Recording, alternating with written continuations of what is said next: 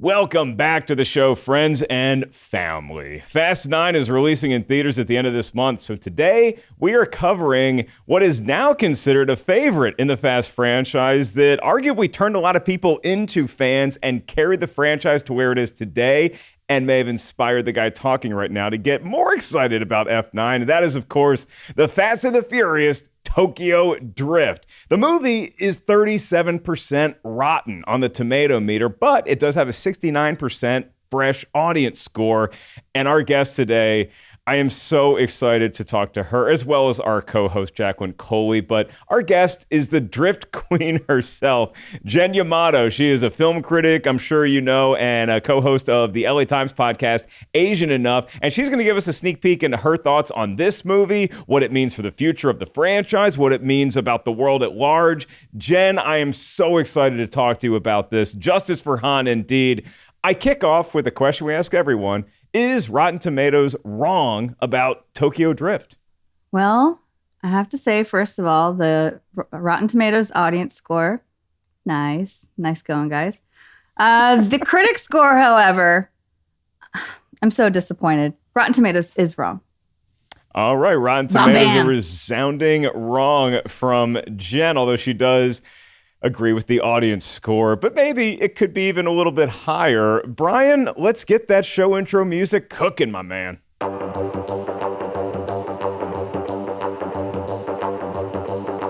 In a moment, we're going to break down how we feel about this film, and we're going to do some behind-the-scenes trivia later on in the show, as we always do. But first, Jacqueline Coley, you are here joining me as always in 30 seconds or less, or gone in 60 seconds perhaps. Tell us, what is Tokyo Drift all about? Well, in Tokyo Drift, we follow a new cast of characters to the Fast and Furious franchise, namely the main character played by Lucas Black. He plays Sean Boswell, who he's been in trouble for his entire life because of women and cars. And so he gets into some trouble with a very aggro sort of high schooler at the beginning of this, and he is shipped off to Tokyo. And upon arriving in Tokyo, even though he shows absolutely no reason for an entire host of Asian people to think that he's worthy of their attention or their love, he becomes the center narrative, and mostly due to the fact that girls just love him as the outsider, but mostly because Han Lu adopts him into his sort of crew. He is the partner of the Tokyo Drift King, played by Brian T. And throughout the course of the film, Sean gets deeper into the underworld of Tokyo Drift street racing. He figures out in a matter of a montage how to be great at it.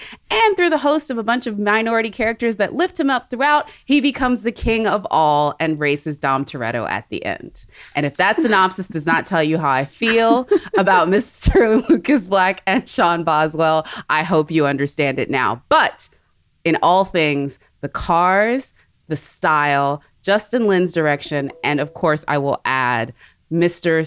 Sung Kang playing Han Louis is perfect. So there you go. Thank you, at least, for that shout out. And I will note, it's like 2 montages it takes him to learn how to drift properly. So one montage can get you a clean fraternity house and Revenge of the Nerds, but you need 2 montages to learn how to drift properly. We welcome in Producy Lucy. Hello, Lucy. Hi. Real quick shout out. I have a new celebrity crush.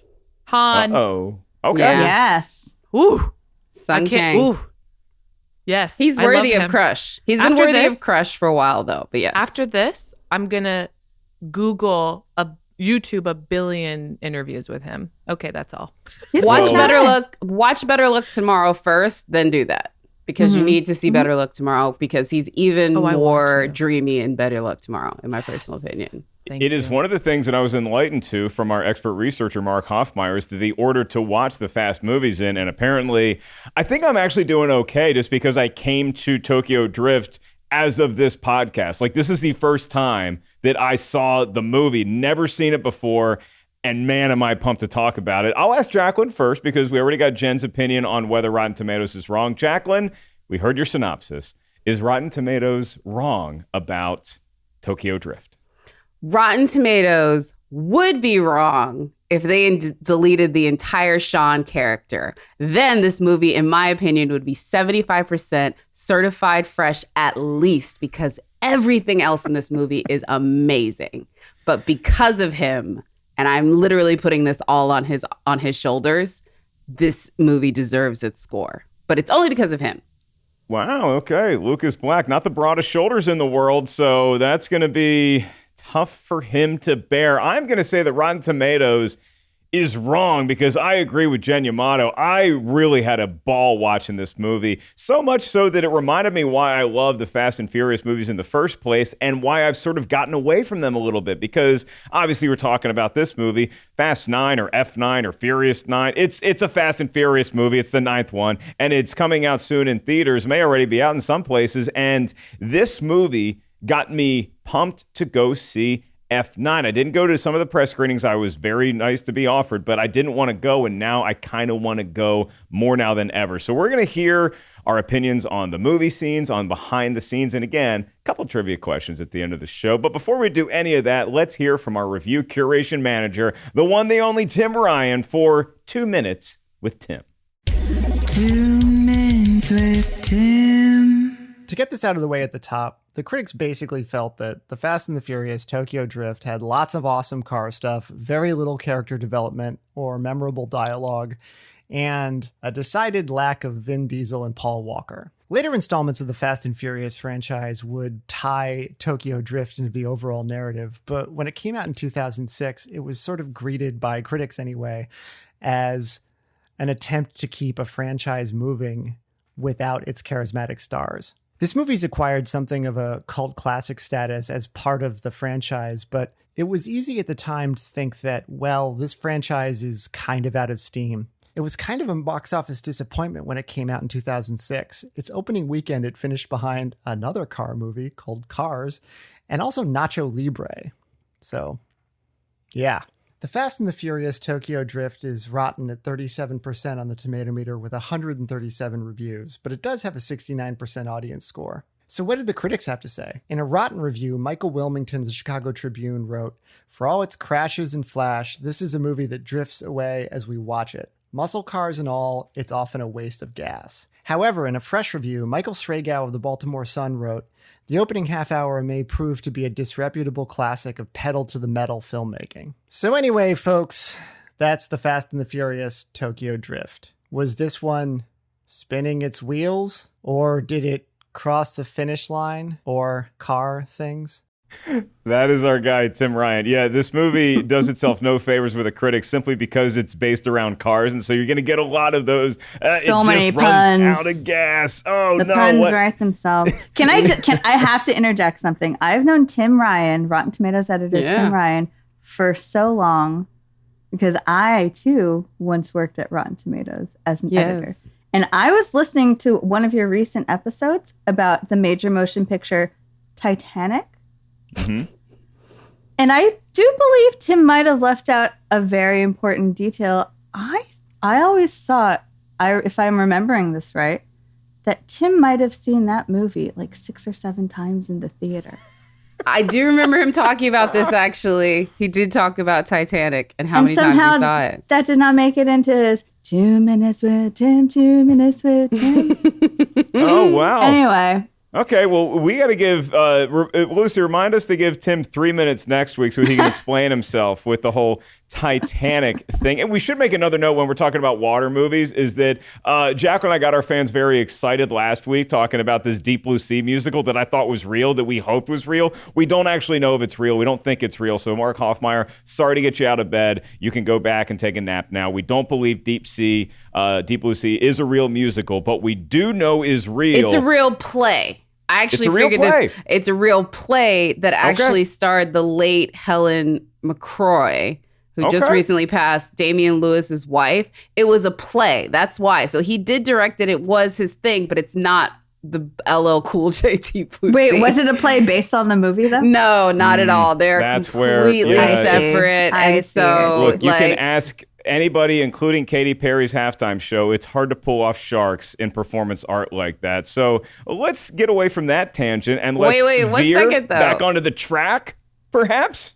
Okay, get back on the track. But I want to just say, I used a car analogy. You can't derail. I know. I just want to give a shout out to OG RT.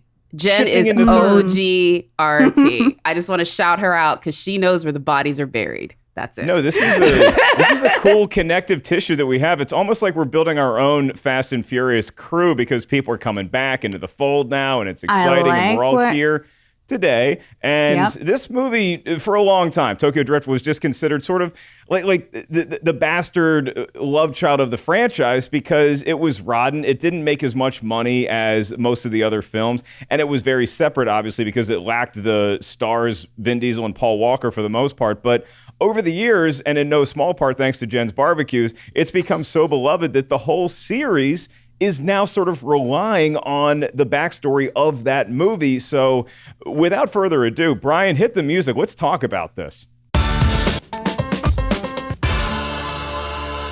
There's so many scenes that I'm so thrilled to be able to talk about because, again, I did not know this movie was going to have this effect on me. And sometimes when we're doing a movie like Cats, I'm excited to talk about it for a different reason. Jen, I do want to start with you here. What is a movie scene within Tokyo Drift that you're like, yeah, that's why the audience is right and the critics are wrong? I love the drifting scenes in this movie, which were done practically. And I think if you revisit Tokyo Drift, as I have been urging people to do for years now, if you revisit and reconsider Tokyo Drift, which, as you said, was unfairly maligned for so long, I think that there's more appreciation in hindsight to grant this movie. And one of the things that, especially now, we've seen the movies get bigger and bigger and bigger, more and more computer graphic based in terms of action. But Tokyo Drift, all the drifting that you see for the most part is done practically. They tapped the actual drift kings of the time to do stunt driving. So one of my very favorite scenes in this movie and in any car movie is this beautiful operatic drift up the circular garage in Sean Boswell's first race against DK. You know what DK stands for? Donkey Kong? Drift King. Drift. What do you mean, drift?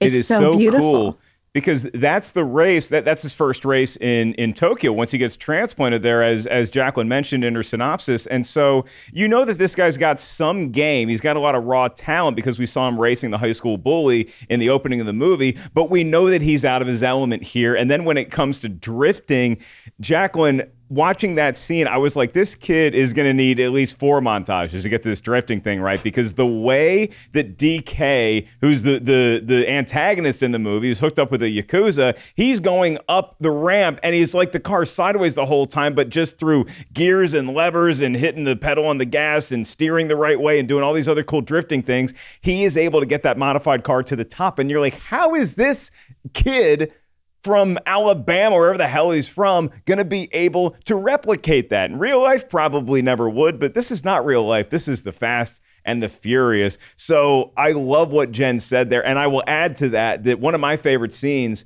was the climax when we're racing down the mountain, because it was just so thrilling. I really did not know what was going to happen. Even though I've seen subsequent movies in the franchise, I had no idea who was going to win, what was going to be the fate of the loser. Were they going to survive? Were they just going to fall off the mountain? I just found that to be so well directed, well shot. I instantly wanted to get in my Ford Fusion and go drive up a mountain. Luckily, it was at night and I didn't, and I slept, which is what everybody should do after seeing any of these movies. Take an Uber to your next appointment. You should not be trusted behind the wheel. So it's a lot of 1,000%. racing stuff. As far as Jen and I go, Jacqueline, do you have a scene that can articulate how you feel and why you feel the way you do about Tokyo Drift? Yes, and I will say this. I don't want anyone to think that I'm just beating up on the random white boy in this. Paul Walker was one of the linchpins of this franchise. We miss him dearly every single day. And he was that outsider coming in and very much didn't understand the world that he was getting into.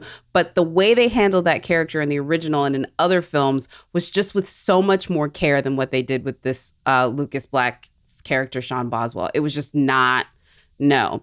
The scene that illustrates this for me is there's a great scene. It's Han and it's Sean, and they're standing on a balcony. And the question that anyone who doesn't understand why Sean is even in this world and even remotely part of it is asking, it's like, why did you hand me your keys to your car that opening night? Why did you decide to do this? And Han gives this like Venus and Serena serve of a line read where he talks about, hey man, you know, I'm here because I had to kind of run away. This is my Mexico. This is me. You know, I had to leave some bad things that happened. That's the events of Better Luck Tomorrow. And I need to know that the people around me have some character and that they'd be willing. So the fact that you caught those keys and would go up against the dude you should not go up against, that's the guy that I can go into battle with. Why did you let me race with your car? You knew I was gonna wreck it. Why not? Cause it's a lot of money. I have money. It's trust and character I need around me. Yeah, who you choose to be around you, let you know who you are. Your one car in exchange for knowing what a man's made of. That's a price I can live with. And it's honestly the best character development that character has. And he didn't even say it. It's like, and that illustrates why he is the albatross of this movie. And on top of it all, his acting. Like we're like You're talking about Lucas Black? Yeah, Lucas Black. Okay. His acting. I'm talking Pinocchio wooden, log cabin wooden. I mean, Han is giving him so much like pathos and emotion behind it. And like, look, man, I'm a man without a country in more ways than you can understand. But I'm just looking to find my little ragtag group of folks that I can trust. And you showed me in that moment that you could be somebody that I could trust. It's all in him. And the other one's just sitting there like Humpty Dumpty and gives absolutely nothing back. And it was just so frustrating. It made me wonder what it could have been if the Han character was the character of Sean Boswell. And that to me is the movie that this could have been. And I'm sure there was a draft of this somewhere because Justin Lin is a very talented filmmaker. Making him an outsider within a culture is a much more interesting storyline. And I'm just like, I'm lamenting and mourning the movie that could have been throughout this movie. And for every moment that I love, like the drifting and everything else, I'm just like, but why? Why is this dude here? Yeah, why? I understand. I totally understand where you're coming from, because this is a tired trope that we've seen so many times in Hollywood studio films where a white man, a straight white man, has to be the center of a narrative. Even if other characters are more interesting, even if other arcs are more interesting, studio thinking, especially back then in 2006, especially when they're two sequels into a franchise that at the time they might very well, after Tokyo Drift, just dump off into direct-to-video land. There's so much that is probably very beholden in this movie to old ways of studio thinking, including the need to anchor this narrative around a white kid, a white man, a white guy. And that's why I really appreciate the execution of Tokyo Drift, the execution and how Justin Lin came in and I think probably fought for a lot of things that fought against those forces of the studio system. Justin Lin came in and brought Sung Kang in, who he had cast as a character named Han in his previous movie. It was an indie movie championed at Sundance by Roger Ebert, called Better Luck Tomorrow, which Jacqueline, you mentioned. People should definitely see that because it shows you just a few years before Tokyo Drift where these actors, where Sung Kang, where Jason Tobin, who's also in Tokyo Drift and is back in Fast 9, where they and Justin Lin first came together artistically. I completely agree with both y'all that I think it would have been much more interesting to have Han be the central character, because there's a term that I don't want to butcher because, again, I just saw the movie for the first time last night that is used by both Lucas Black and who becomes his love interest. And it means outsider, that you're not... Gaijin. yes, that you may be living here, you may be amongst us, but you're not truly one of us. But you also got that feel with Han. And so why not just have Han be the one who is going against this person? And you could keep everything else in the movie pretty much the same way, because the backstory between Han and DK, the fact that they are in business together and that Han may be pilfering a little bit, even if it's to do good, you're still stealing from a very scary organization. And so there's more than enough there in terms of conflict and in terms of humanity, because even as the movie plays out, one of the things that impressed me is that they did not make DK this evil one-note villain. He certainly can play that, but his leering, like evil, menacing, overpowering presence gets so much softer once you see who his bosses are, who his family is. And so you actually see him just be this shy puppy dog after a while too. So I think the conflict could have been there. The only thing that I will say about Lucas Black is that Jacqueline, I don't disagree with you that in that scene on the balcony, it's totally Han's scene. And even in that one scene, that's where you can watch F9 and be like, oh, so much of this probably came from that one scene, from those couple lines. But there is just this weird, odd, maybe it's just because he's got that Southern drawl and I'm from the South too. It's just this like weird offbeat charm that Lucas Black has that doesn't make him completely Pinocchio to me. I think that there is some real boy within that wooden puppet you're talking about. I appreciate you being the kind part of this podcast yet again, but let me just say, no, I'm sorry. And also I will say that why are women just panty dropping for him? I'll never understand like that is why a great question. This dude showing up, everybody wants to be with him. Like at least Bow Wow was charming and like explained why he had the girls around him. You know, I'm the funny dude that'll make them laugh. What about this dude with the leer and lack of driving skills makes y'all want to be like, oh yes. Well, that's more, again, because it's written that way, right? Yeah. So then the question is, why was it written that way? Yeah. And I think you can apply that sort of contemporary look back lens on so many movies that you probably already have talked about on this podcast alone, Yes. right? Oh yeah, I definitely get in trouble for basically being like, No. why are all these heifers melting for this dude? Yes, but this also to me it's interesting to think, not that this has directly to do with whether or not I agree with the Tomatometer on this, but you also look at who was reviewing things at the time. In 2006, it was still mostly white men in criticism in major publications. And I wonder if criticism was more diverse in 2006.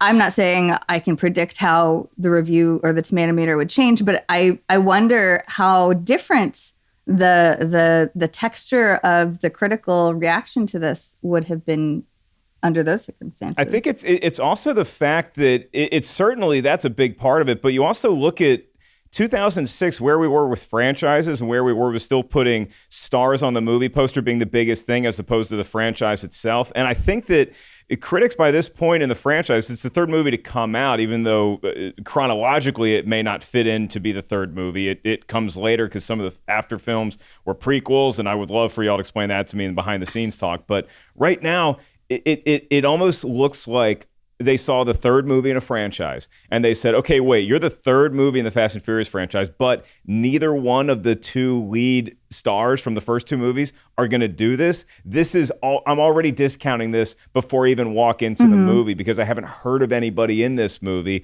And so I think that might have led into some of the shortchanging of Tokyo Drift too. Totally. Yeah. And then look what happened. It's so interesting to me.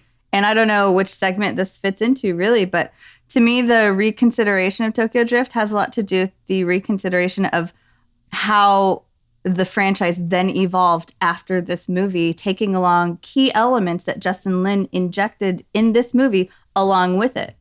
That's probably a later. It's a crime thriller. Yeah. It's a crime thriller. There is a lot of crime thriller that underscores this, which was almost like the Easter egg in the first movie. You know what I mean? Like it was mostly racing and then they're doing some crime on the side. No, we are living in the world of crime where racing, although a very important part, is almost like the icing on this cake. It's really about, the deeper underworld of like, what are you going to be able to do to afford these cars and the sort of sacrifices you have to make. I think that's interesting that he set that up. Also, I just want to add this real quick too. Justin Lin, like I can't imagine Fast and Furious now without his influence.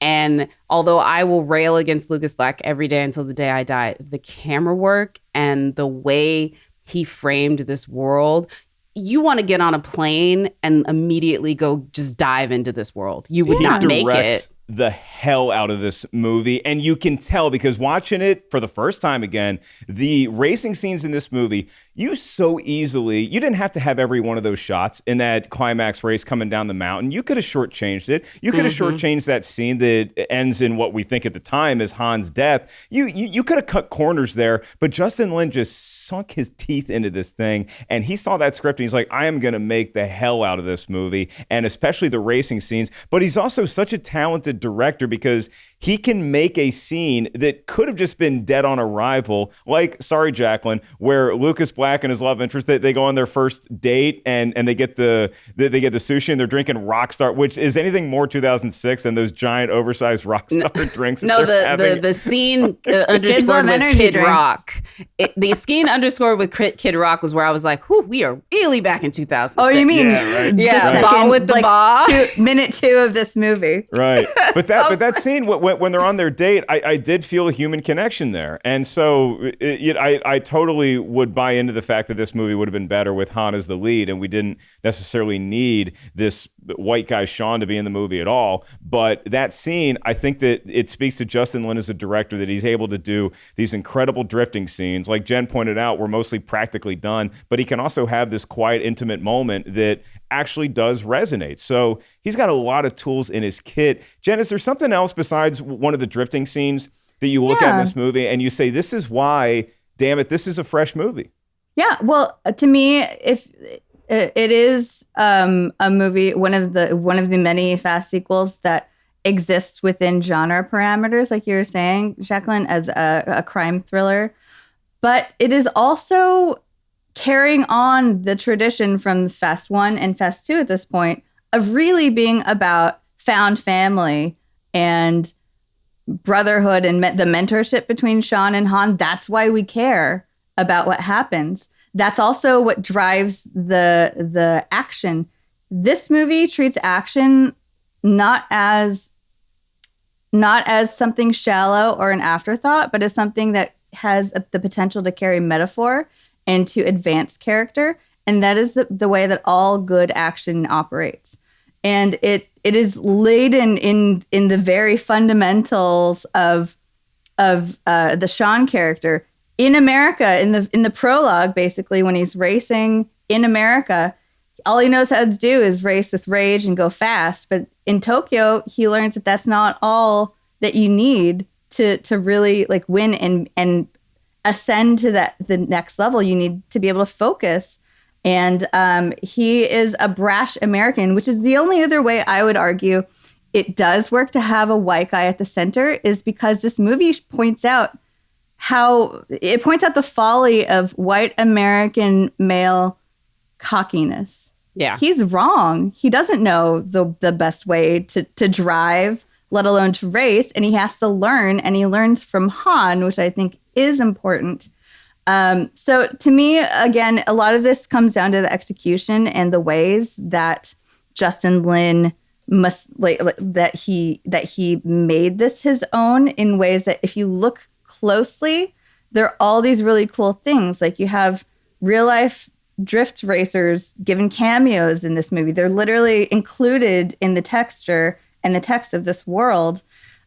This is one of the first movies that I saw that had a cool Asian American character that wasn't defined by his Asianness, being the Han character. And that's one of the reasons why, to me, the Han character has been an important character, and also really compelling. So there are a lot of things that still work for me really well in this movie, around the narrative and how the themes work, how the characters and the relationships work. And also it's funny in weird, random ways, like Bow Wow's Hulk car. Who would have? Yeah, the Hulk car, and this is before the MCU was in full swing, kiddies. Exactly. This is coming off of Ang Lee's Hulk movie from 2004, before the other Incredible Hulk that was part of the MCU. But it's a really cool car, and I will give a shout to Bow Wow because I thought he was great. I thought he was so good in this movie. He was perfect. Although, Jacqueline, I will disagree with you. Sometimes the funny, energetic guy doesn't always get all the girls just rushing to him. But he was just so endearing, and anybody, I think he's crucial in this movie for this reason. Anybody that Lucas, so you can be Lucas Black, but anybody that gets cool with Bow Wow to me, or that Bow Wow gravitates to in this movie, I'm like, all right, I instantly trust that person just as much as Han. Han likes you, I like you. Bow Wow likes you, I like you. And I think that confluence of characters that I was already pulling for from the moment they were on camera, taking this kid in, I'm like, all right, Lucas Black, Sean, I guess you're in my crew too, because these two people like you. Yeah. I loved his character. I felt, again, I know that this was actually, we'll get into this behind the scenes, written for Vin Diesel. Like, this was actually going to be his movie. And obviously, I think the Han character is going to be a part of that too. But I do think that there's an interesting dynamic if it would have been Vin having Bow Wow as his sort of like little, sidekick in a lot of ways. I think that would have been a very interesting dynamic, and also still adding Han into it. But it's another testament to me about how I feel, and I will stand behind what I consider the lack of acting that was given to us by our lead, is he's outacted by literally the dude who was best known for hip hop beats at that point. Like, this dude was not, Bow Wow had done movies. I'm not saying that he didn't. He had done movies before this, but he's literally getting outacted by what some people might consider a 90s karaoke trivia question. Like, come on, kid. This is your profession. But this is, it must be said, this does have low-key, like a deep cast. It does. Leonardo Nam, who is now really well known for being on Westworld, for example. Mm-hmm. You have Brian T, who's I think really good as DK. Good. You have Sonny Chiba, a living legend. Yeah. And Mark, you referred to the character Neela, who's Sean's love interest, who's played by Natalie Kelly. I always wish that we saw more of her coming back. We see so many characters come back to this franchise over the years, and it would be cool to like have her back in along with Suki. Yeah. Yes.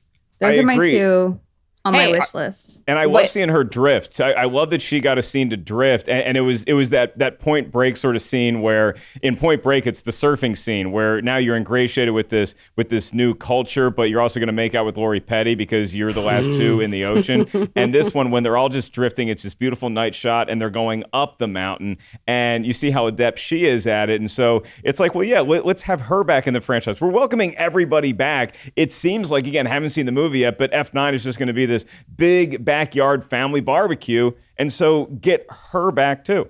Want to add this too as well, because I want to make sure that some white boys get their due in this movie. Major Boswell, give it up for the dad. He had like the only character arcs that this character was basically given throughout the story. A lot of it came from him. In that moment when he was fixing up the car, it's expositional. It's only there so that way they can later soup up that car for the grand finale. But it's so interesting to see him do it because it says so much about like, oh, this is how Lucas probably, first became in love with cars. Like he knew dad really liked cars. He's probably a toddler handing him tools underneath the head of the engine head of his car. And I thought that was just so well done.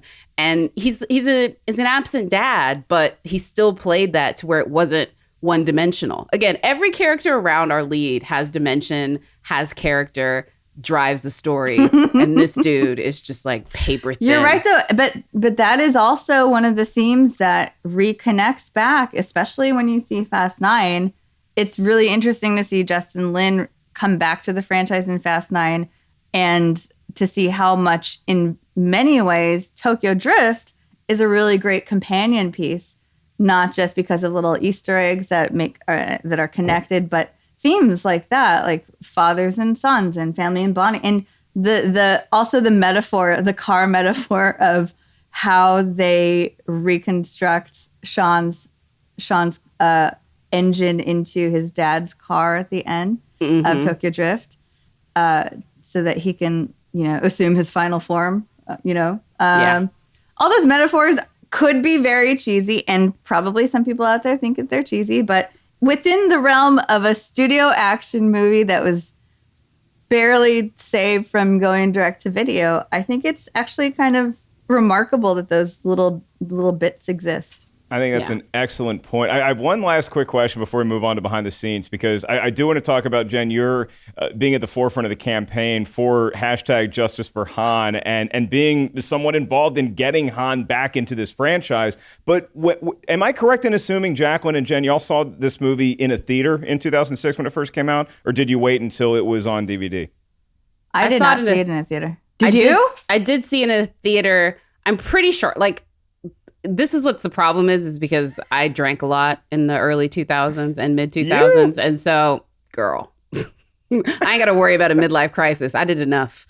So it was either this or Too Fast, Too Furious. And the reason why I remember it is because after the movie, that's what it was. It was an Alamo Drafthouse triple feature. So the Alamo the Alamo Drafthouse used to do this thing where they would do a night with something. They've done the Hobbit feast where you watch all the Lord of the Rings and they feed you the whole time. It was a Fast and the Furious, and I think it was those three films together. You could kind of watch it as a triple feature. And because I remember afterwards people doing donuts in the parking lot, and I've been you guys have more sense.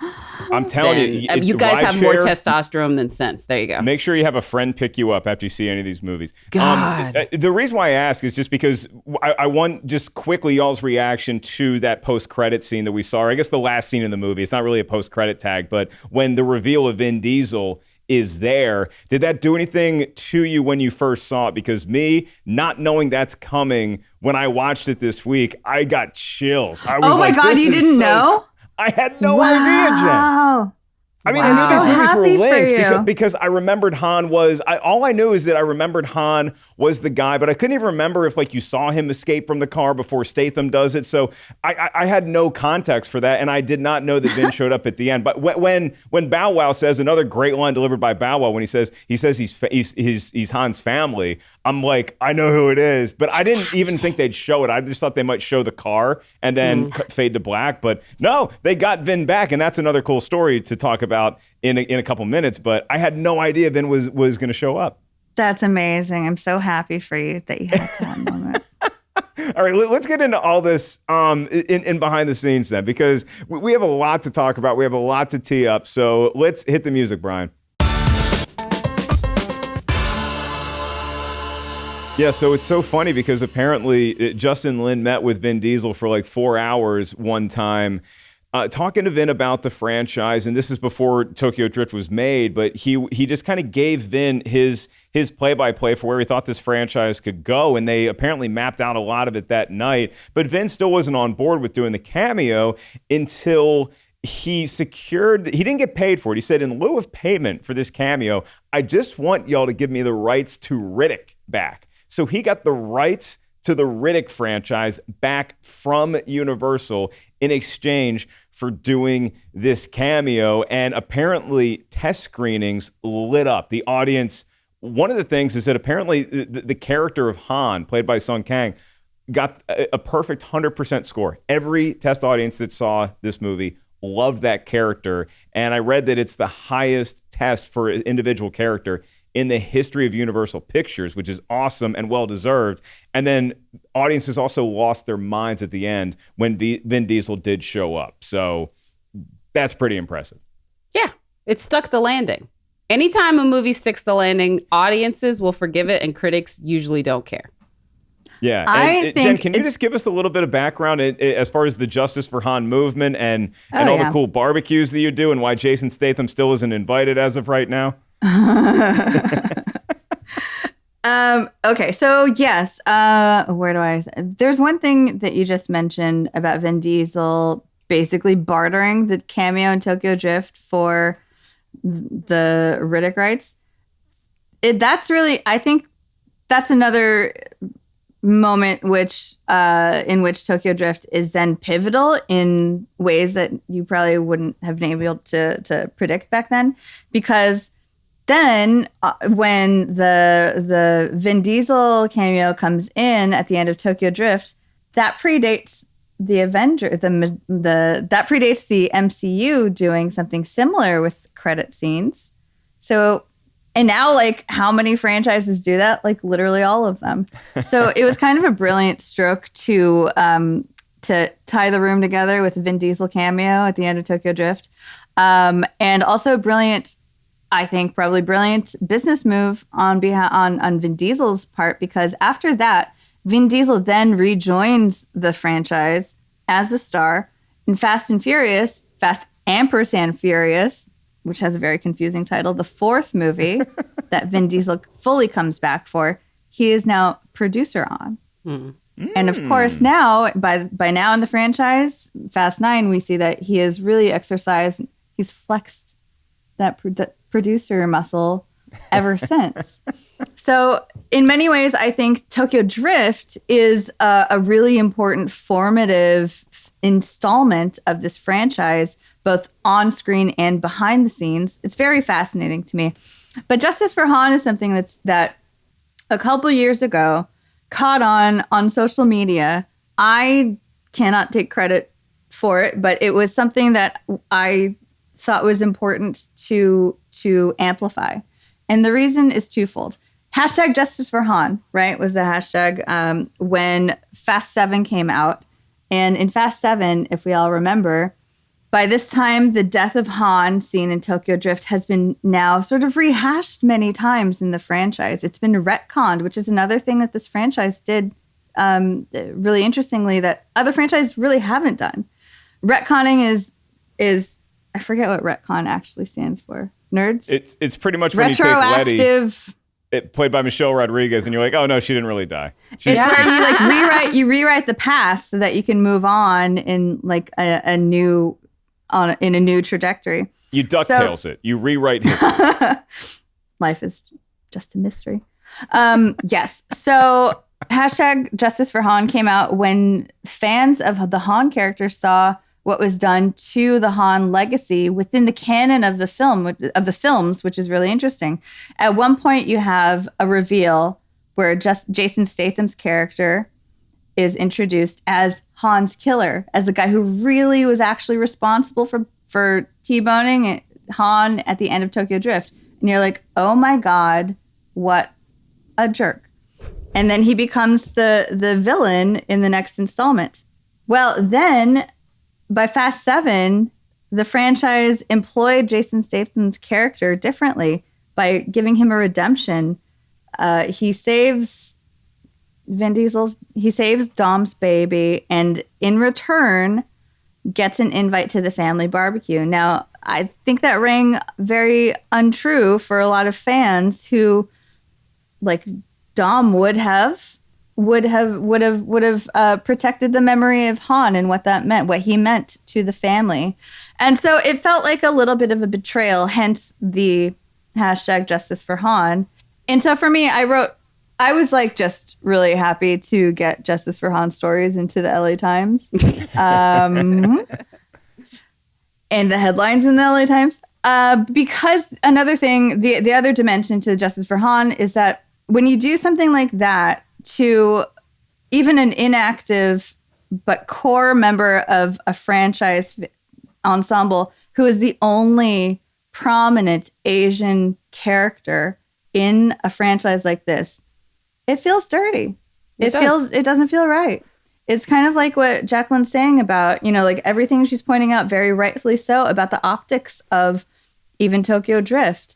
You have to do better as a studio, as a filmmaker, right? Especially when so much of this franchise's success has been built around the idea of family. Well, what does that mean when you say, well, actually, Han, this character who also is one of our only Asian characters persistently in this franchise, when his death doesn't mean that much. So I think I think those are the reasons. Sorry, it's long-winded, but I think those are the two reasons why people wanted to see the franchise do better for him. But also, by that point, this franchise had shown a willingness to embrace what I would call soap opera logic, where anything is kind of possible. You know, like as you mentioned, Letty came back. You know, like you're always evolving. Dude, it's superheroes with carburetors instead of capes. And so if you can believe Thor's hammer, if you can believe that Captain America had super soldier, you can believe that Han and Letty are back. Also, I will just say it's the expendability of minority characters. Yeah. That's what Jen was kind of touching on. And granted, they luckily, because of the internet, and Justin Lin has been very forthwith to say that internet virality and how many people were passionate about it, and people like you, Jen, and other writers who wrote about it so eloquently is what allowed them to then make this a thing. Because to your point, this was a character that they had already dealt with. They did not need to do this, but they wanted to. And so they really did. I mean, you got Justin wearing Justice for Han t-shirts on set. Like this dude was playing into it. And it does show the power of fandom can do good. Yeah, it's really interesting. A couple quick notes about that too. So first of all, Brian Perez, our incredible engineer, chimed in the chat with retcon stands for retroactive continuity. And so you're going back and you're changing how the continuity works. So Brian, once again, that's why I buy you beers on the Comedy Store patio. And if you look at the MCU, this foundation was built before the MCU. And so while the MCU is celebrated for having some measure of diversity, I would still say that the Fast and Furious franchise has the most inclusiveness that you will see in a major Hollywood studio franchise. And I don't think that it's the next closest is all that close. I think if this is a race, then I think that Fast and Furious is beating everyone by a wide margin. What's really cool about this is that two things is that making this movie, they had to do a little guerrilla style shooting apparently, because some of those downtown shots that they got at Tokyo, you were not allowed to get a film permit there. And so Justin Lin literally, and people signed up for this. He didn't make people do this, but they would be shooting. They knew they had about 20, 30 minutes to get a shot. And if the cops showed up, they would tell the cops that somebody else, like a PA, production assistant, was the director, and they would take them to jail. So they would have to spend the night in jail, but so that Justin Lin himself would not have to go to jail. This happened 6 times. Making this movie, 6 different people played the role of Justin Lin going to jail so that Justin Lin, the actual director, could continue directing the movie, which is bonkers to me. And then the last little stinger is that after this movie comes out and Justin Lin and Sung Kang are hanging out, they're driving somewhere in California. They stop at, of all places, an Arby's, which is my road trip go-to. Apparently, they get out of the car in Arby's, and there's a bunch of teenagers hanging out, and they all recognized Han from Tokyo Drift. And that is when both of those fellas knew, hey, this really was culturally resonant. This is a touchstone, and maybe it just, I'm not saying it planted the seed, but maybe it fertilized it a little bit to say, we need to get Han back in the fold here. Yeah. There are 2 things that you just touched on there that I want to point people more to. The story of Justin Lin having stand-ins on set in Tokyo who could be arrested in his place because they were stealing shots guerrilla style is one of my favorite tidbits about the making of Tokyo Drift, which he shared at a Q&A that I moderated at the New Beverly many years ago, that the writer Steven Saito wrote up on his website, The Movable Fest. So you can go read Steven's recap of that entire Q&A, because there's so many more delicious, amazing, really fun, couldn't happen ever again, especially in 2021, stories about the making of Tokyo Drift in that. Also, did you catch the MC Hammer cameo in Tokyo Drift? No. Okay, I noticed the posters when he first gets to Tokyo and he's on the escalator. I see the posters of MC Hammer. Is Hammer himself actually in the movie? No, that is the cameo, but that was deliberate. That was put there in appreciation because MC Hammer helped save Justin Lin's indie movie Better Luck Tomorrow. I did know that. He came through with funds so that Justin could finish that movie, which was his first solo directing feature, after Justin Lin had randomly met Hammer at like a trade show or something like that. So I like to put this out to remind people, the Fast and Furious franchise as we know it would not exist if not for Better Luck Tomorrow, if not for Justin Lin, if not for also MC Hammer. Yes. I wonder if that's why so many of those titles have 2 in it, like Too Legit to Quit, which is, from the mid-90s. So to this day, Justin Lin prays just to make it today. There's so much great stuff behind the scenes of this movie, and we touched on some of it. The last thing I'll mention is the cinematographer of this, Stephen Winden, also shot Deep Blue Sea. So we all bring it back to Deep Blue Sea for our buddy Mark I have Hoffmeyer. one. I do have one. Jacqueline, I was going to ask you if you have any last tidbits on this behind the scenes of this movie that just you would not think it when it came out, but has just spawned so many great conversations. And this has been another one of them. So this one is related more to Justin Lin and sort of his Better Luck Tomorrow Fast saga, because for folks that don't know, because of Justin Lin, Better Luck Tomorrow is considered part of the canon because the characters are the same. Although Universal wouldn't agree to that. If you probably ask them, if you ask Justin Lin, Better Luck Tomorrow is the prequel to the Fast saga and literally technically kicked it all off. But the thing I will mention about this, when we talk about Asian representation, Better Luck Tomorrow is a crime movie in which the characters do some very nefarious things.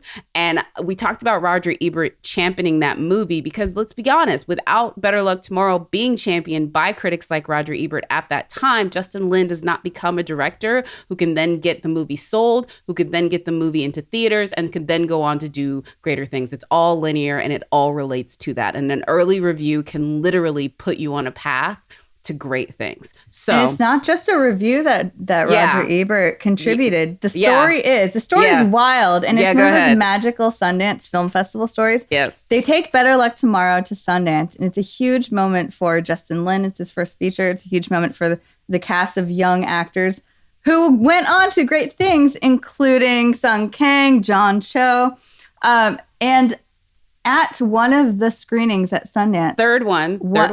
Oh my God. Oh, Jack. I'm on it. Third one. Her details on her facts. At the third screening at Sundance, somebody in the audience Q&A stands up. A white man? Yes, white man. I actually don't think I ever I've seen learned the video. who it was. It's a white. Yeah, there's a video on YouTube. Yeah.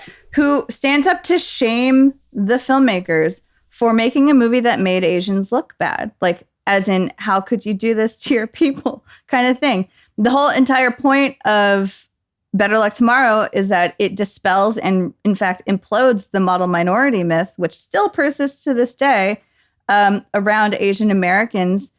It's about teens, and it's based on a true story, too, a true crime. It's about a bunch of overachieving teens who get bored and break bad and start doing crimes, and it escalates out of control. And at this Q&A, this man stands up to berate the filmmakers for how could you do this? And then Roger Ebert stands up, and the video again is online, and says anybody should be able to make whatever story they want. And he defends this movie. And because of that, the longtime film publicist, David Magdale, told me many years later, he was working on this movie because, again, this movie was such a community effort. David Magdale specializes in lifting Smaller up films. the Asian American community and filmmakers of color. At the time at Sundance, it was before the era of screeners. It was way before the era of screener links. They got such a bump in visibility from Roger Ebert standing up to champion this film and defend its right to exist, that the entire hardworking PR team went to that one grocery shop that everybody goes to in town in Park City, cleared out all of their blank VHS tapes, and scrambled to make copies of the film, like press copies they could put in critics' mailboxes the next day. Wow. And then they got distribution eventually, and it launched so many careers. But it really does speak to, as Jacqueline's saying, the importance of critics not just covering, but championing and standing up. Like if we had more of those Ebert stand-up moments, imagine. Yeah. And it's a big moment. Yeah. Such an incredible story. And hearing it is so inspiring that my sports card collector brain immediately goes to how much are those VHS tapes worth today? If you could get one of those, I mean, you could probably finance another Fast and Furious movie with that. I mean, that is such a cool collector's item and such a worthy thing to champion that, and this has all just been such a great conversation again from a movie that a lot of people thought was an afterthought when it came out, was, as Jen rightfully said, I mean, in danger of almost being this direct to DVD sort of sequel where it ends up being so important in the greater franchise that makes billions and billions of dollars for Universal. So a lot of fun here. We're going to move on now, but I do have one quick trivia question that we're going to ask on the other side of our mailbag. So, Brian, let's hear that music.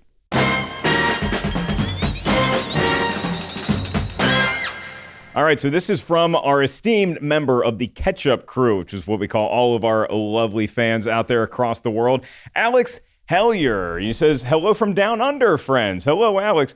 You don't know me, but I feel like a wallflower to your friendship, and that's enough to make me feel like we're friends. My wife and I recently had a boy, which we named Mark, after listening to this podcast. Not really. We called him Dax. Okay. I was literally about to be Mark, man, making waves. You know what? I think Alex probably knows that would have put way too much pressure on me. So thank you, Alex, for naming him Dax. Alex continues, but it's given me a lot of long nights to finally watch the extended editions of The Hobbit. Rotten Tomatoes is wrong. Alex is here for the campy Three Stooges quest of the dwarves and Middle-earth lore. And then he says, Mark has got to be with me. Come on, Mark. Yours sincerely, Alex Hellier. Alex, unfortunately, because you named your kid Dax and not Mark, I did not have to be with you.